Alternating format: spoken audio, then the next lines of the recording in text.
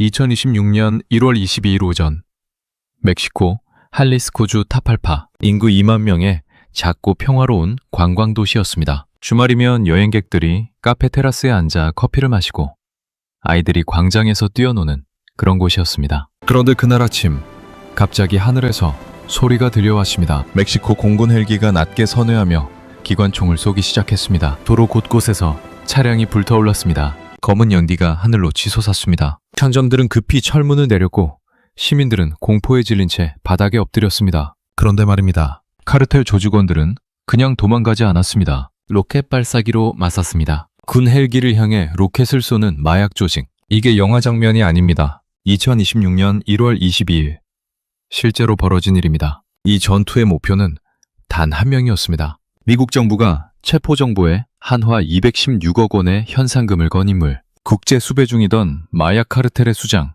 엘멘초였습니다. 작전은 성공했습니다. 엘멘초는 부상을 입고 이송되던 중 사망했습니다. 전 세계 언론은 일제히 마약왕의 최후라고 보도했습니다. 그런데 말입니다. 엘멘초가 죽은 직후 멕시코 전역 13개 주에서 동시에 불길이 솟아올랐었습니다. 차량 방화, 도로 봉쇄, 보안 병력과의 총격전, 조직이 무너진 게 아니었습니다. 오히려 더 맹렬하게 반응했습니다. 왜일까요? 마약왕 한 명이 죽으면 조직도 사라져야 정상 아닙니까? 그런데 왜 더 커진 것처럼 보일까요? 진짜 이유는 따로 있습니다. 그리고 더 충격적인 건 이 이야기가 멕시코에서 끝나지 않는다는 겁니다. 지금 이 순간에도 그 공급망은 움직이고 있습니다. 당신의 자녀와 손자녀가 살아가는 바로 이 공간을 향해서 끝까지 집중해 주십시오. 2026년 1월 22일 그 전투를 처음부터 다시 들여다보겠습니다. 멕시코 국방부가 공식 발표한 내용에 따르면 이날 작전에는 공군 항공기, 국가방위군, 특수부대 이 세 축이 동시에 가동됐습니다. 외곽은 방위군이 봉쇄하고 상공에서는 공군이 엄호하고 지상에서는 특수부대가 진입했습니다. 작전 지역은 인구 2만 명의 소도시 타팔파, 평소 관광지로 알려진 곳입니다. 그런데 카르텔은 단순히 도망치지 않았습니다. 로켓 추진 수류탄으로 반격했습니다. 드론 폭발물도 동원했습니다. 군 헬기를 향해 로켓을 쏘는 마약 조직입니다. 이날 전투에서 멕시코 국가방위군 7명이 사망하고 3명이 부상을 입었습니다. 7명입니다. 여러분, 국가가 투입한 정규 방위군이 마약 조직과의 교전에서 7명이 목숨을 잃은 겁니다. 격렬한 교전 끝에 목표물을 확보했습니다. 엘멘초는 부상 상태로 멕시코시티로 이송되던 중 사망했습니다. 멕시코 국방부는 즉각 성명을 발표했습니다. 이번 작전은 자국 특수부대가 기획하고 실행했으며 미국이 사전 정보를 제공했다고 공식 확인했습니다. 세계 언론은 이 작전을 대성공이라 불렀습니다. 그런데 현지 주민들의 증언은 달랐습니다. 총성이 수시간 동안 이어졌다고 했습니다. 전쟁이 끝났다는 느낌이 아니라 무언가 더 큰 일이 시작됐다는 공포감이 먼저 들었다고 했습니다. 그 공포감이 맞았습니다. 진짜 이야기는 엘멘초의 사망 이후부터 시작되기 때문입니다. 그런데 여기서 끝이 아닙니다. 이 인물이 도대체 누구이기에 멕시코 전체를 이렇게 긴장시켰는지 먼저 그 배경부터 알아야 합니다. 먼저 배경부터 말씀드리겠습니다. 엘멘초의 본명은 네메시오 오세게라 세르반테스입니다. 그가 이끈 조직의 이름은 할리스코 신세대 카르텔, 줄여서 CJNG라고 부릅니다. 2010년에 창설된 조직입니다. 미국 국무부 부장관 크리스토퍼 랜도는 엘멘초를 가장 피비린내 나고 무자비한 마약왕 중 한 명이라고 직접 표현했습니다. 단순한 수사적 표현이 아닙니다. 이 조직이 실제로 어떻게 행동해 왔는지 보면 그 표현이 과하지 않다는 걸 알게 됩니다. CJNG는 단순한 마약 밀매 조직이 아닙니다. 군 헬기를 격추할 수 있는 로켓 추진 수류탄을 보유하고 있고 드론을 폭발물을 달아 공격하는 전술을 개발했습니다. 주정고 관리 수십 명을 살해했습니다. 단순한 범죄 조직이라기보다 군사 조직에 가깝습니다. 미국 정부가 엘멘초 체포 정보에 내건 현상금은 최대 1,500만 달러, 우리 돈으로 약 216억 원입니다. 216억 원입니다. 국가가 한 개인에게 이 정도 현상금을 거는 경우는 극히 드뭅니다. 그런데 여기서 중요한 게 있습니다. 역사적으로 카르텔 수장이 제거된 후 조직이 약해진 사례가 있을까요? 의외로 잘 생각이 안 나실 겁니다. 그 이유가 바로 이 이야기에 핵심입니다. 나무를 베어도 뿌리가 살아있으면 더 많은 가지가 돋아납니다. 힌트는 이것입니다. 그런데 여기서 중요한 게 있습니다. 이 조직이 파는 게 단순한 마약이 아닙니다. CJNG가 가장 집중하는 품목이 있습니다. 바로 펜타닐입니다. 펜타닐이 얼마나 강력한지 아십니까?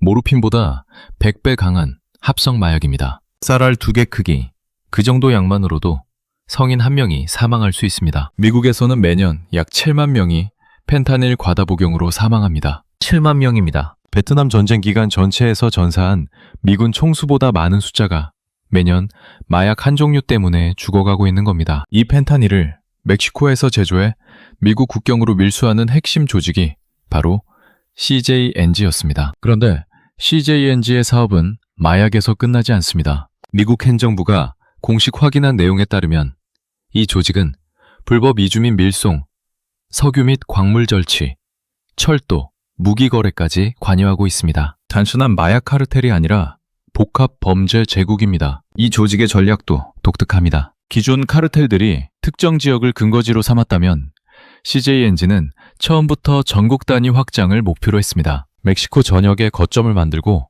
미국 시장과 직접 연결하는 구조입니다. 그런데 이 공급망이 미국에서만 끝난다고 생각하십니까? 그게 끝이 아닙니다. 더 충격적인 건 지금부터입니다. CJNG의 조직 구조를 이해하면 왜 수장 한 명이 죽어도 조직이 멈추지 않는지 알 수 있습니다. 이 조직은 수장 한 명이 모든 것을 통제하는 중앙 집권형 구조가 아닙니다. 지역별, 품목별로 독립적으로 운영되는 네트워크 구조입니다. 마치 프랜차이즈처럼 각 거점이 자체적으로 돌아갑니다. 엘멘초가 있든 없든 각 네트워크는 자체적으로 운영됩니다. 수장이 사라져도 공급망은 살아있습니다. 눈치채셨습니까? 비슷한 사례가 있었습니다. 2013년 멕시코 최대 카르텔이었던 시날로아 카르텔의 수장 엘차포가 처음 체포됐을 때입니다.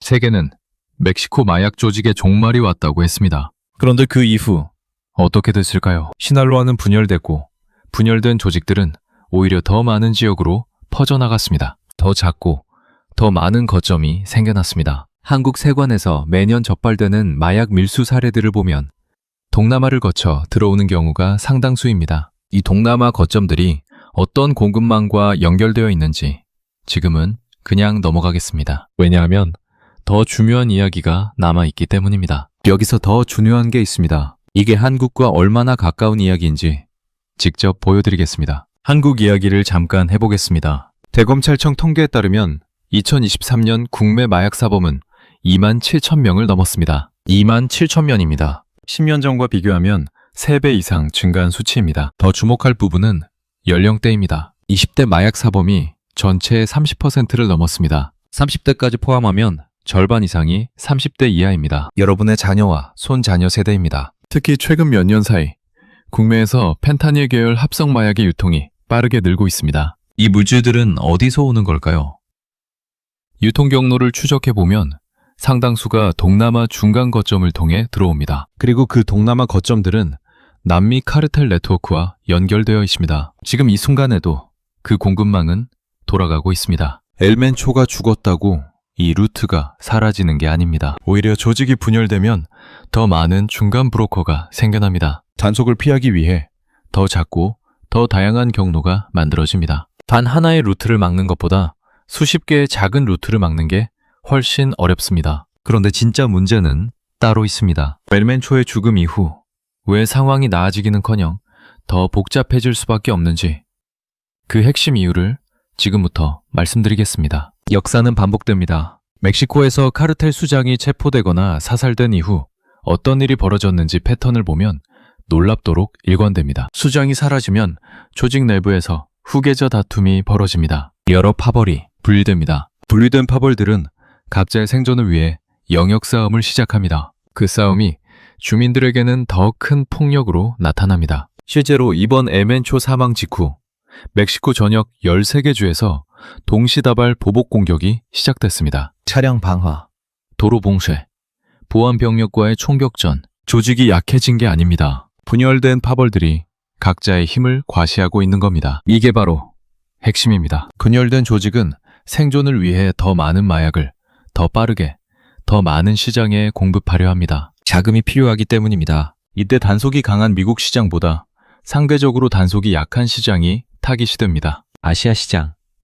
그 중에서도 경제 수준이 높아진 한국이 그 후보 중 하나가 된다는 분석이 있습니다. 이게 바로 우리가 이 사건을 그냥 먼 나라 뉴스로 볼 수 없는 첫 번째 이유입니다. 더 무서운 건 지금부터입니다. 트럼프 대통령 이야기를 해야 합니다. 트럼프 행정부는 집권 이후 멕시코 정부에 지속적으로 카르텔 단속 강화를 압박해왔습니다. 심지어 필요하다면 멕시코 영토 안에 있는 카르텔을 미국이 직접 타격할 수도 있다고 경고했습니다. 이번 엘멘초 제거 작전은 그 연장선에서 이루어졌습니다. 멕시코 특수부대가 기획하고 실행했지만 미국이 정보를 제공했습니다. 공식적으로 확인된 사실입니다. 단기적으로는 성과입니다. 트럼프의 압박에 멕시코가 실질적으로 응답했고 국제수배 최고위급 인물이 제거됐습니다. 그런데 더 무서운 건 이겁니다. 미국의 압박이 강해질수록 카르텔은 미국보다 상대적으로 단속이 덜한 다른 시장으로 눈을 돌립니다. 실제로 과거 미국의 마약 단속이 강화된 시기마다 다른 지역에서 마약 유입이 증가하는 패턴이 반복됐습니다. 미국과 멕시코의 공조가 강화될수록 카르텔의 대한시장 개척도 빨라진다는 뜻입니다. 그 대한시장 중 하나로 한국을 포함한 동아시아가 지목되고 있습니다. 더 무서운 건 이 공급만이 단순히 먼 나라의 이야기가 아니라는 점입니다.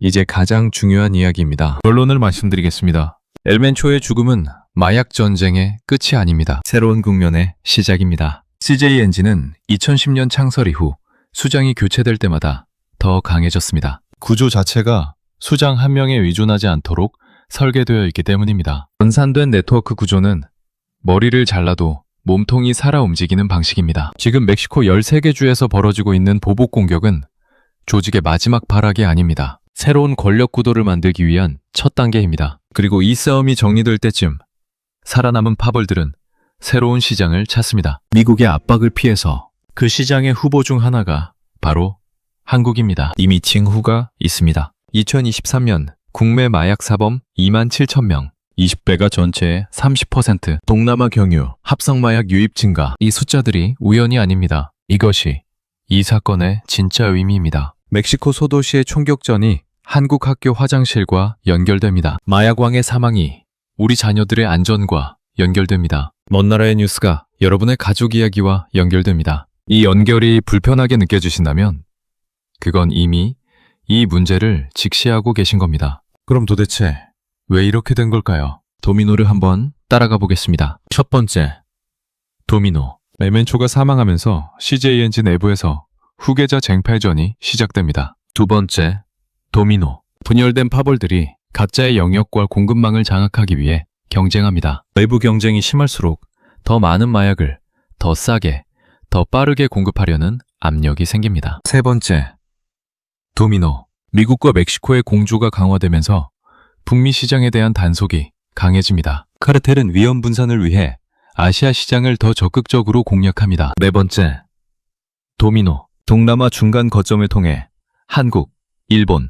대만으로 합성마약이 유입됩니다. 이 거점들은 이미 가동 중입니다. 다섯 번째, 도미노. 국내 유통망이 확대되면서 접근 경로가 더 다양해지고 가격이 낮아집니다. 진입장벽이 낮아질수록 피해 연령대는 더 내려갑니다. CJ 엔진은 단순한 마약 조직이 아닙니다. 불법 이주민 밀송, 광물거래, 무기거래까지 엮인 복합범죄 네트워크입니다. 수장 한 명이 사라져도 이 시스템 전체는 계속 돌아갑니다. 마치 거대한 기계에서 부품 하나를 교체해도 기계가 멈추지 않는 것처럼. 그리고 이 기계의 부품들은 지금 한국을 향하고 있습니다. 이게 끝이 아닙니다. 2023년 경기도의 한 중학교 교사가 학교 인근 편의점 화장실에서 정체불명의 가루를 발견했습니다. 신고 후 분석 결과 합성 마약 계열 물질로 확인됐습니다. 이 물질은 동남아를 경유해 국내로 유입된 것으로 추정됐습니다. 중학교 화장실입니다. 여러분,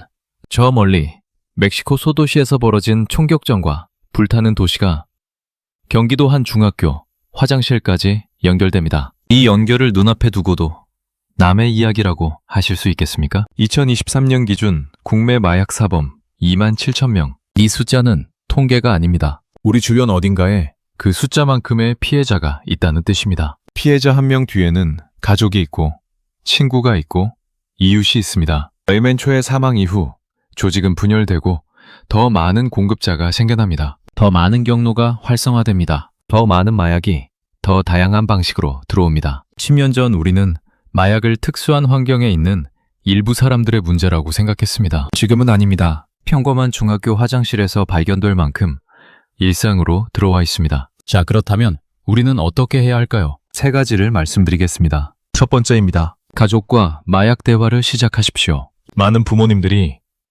우리 아이는 괜찮겠지? 라고 생각하십니다. 그 생각이 가장 위험합니다. 2023년 기준 국내 마약 사범 중 20대가 전체의 30%를 넘었습니다. 30대까지 합치면 절반 이상이 30대 이하입니다. 자녀, 손자녀 세대입니다. 대화 방법이 어렵지 않습니다. 요즘 친구들 사이에서 이상한 약 권유받은 적 없니?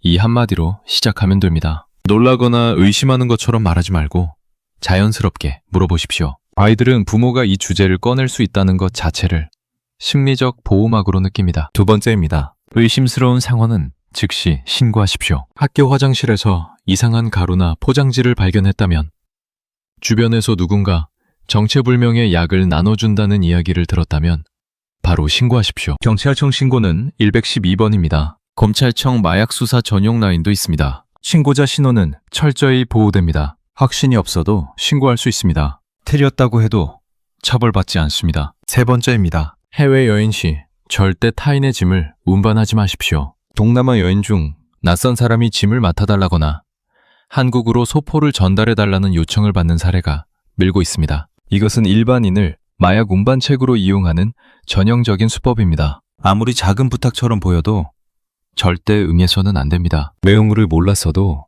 국내 반입 후 적발되면 처벌을 받습니다. 모르는 사람의 짐은 이유를 막론하고 절대 운반하지 마십시오. 마지막으로 정리하겠습니다. 오늘의 핵심을 정리합니다. 멜멘초는 죽었습니다. 그러나 CJ 엔진은 살아있습니다. 수장이 사라진 자리에서 더 많은 파벌이 생겨나고 더 많은 공급망이 가동됩니다. 분열된 조직은 생존을 위해 더 많은 시장으로 마약을 뿌립니다. 미국과 멕시코의 공조가 강화될수록 카르텔은 단속이 약한 다른 시장을 찾습니다. 한국을 포함한 아시아 시장이 그 후보입니다. 이 구조는 이미 우리 중학교 화장실에서 그 흔적이 발견될 만큼 현실이 됐습니다. 27,000명, 30%, 3배 증가. 이 숫자들은 경고입니다. 지금 이 사실을 알고 있는 사람과 모르는 사람은 다르게 대응할 수 있습니다. 가족과 대화를 시작할 수 있습니다. 의심스러운 상황에 즉시 신고할 수 있습니다. 해외에서 낯선 부탁을 단호하게 거절할 수 있습니다. 멕시코의 총격전이 우리 이야기가 됐습니다. 마약왕의 죽음이 우리 가족의 안전과 연결됩니다. 알고 있으면 지킬 수 있습니다. 당신은 어떤 선택을 하시겠습니까? 선택은 지금입니다. 여러분은 어떻게 생각하시나요? 주변에서 비슷한 상황을 보신 적 있으신가요? 댓글로 여러분의 의견을 자유롭게 남겨주세요. 구독과 좋아요는 더 나은 콘텐츠를 만드는 데 큰 도움이 됩니다. 알림 설정까지 해두시면 새로운 영상을 가장 먼저 만나보실 수 있습니다. 다음 영상에서 또 만나겠습니다.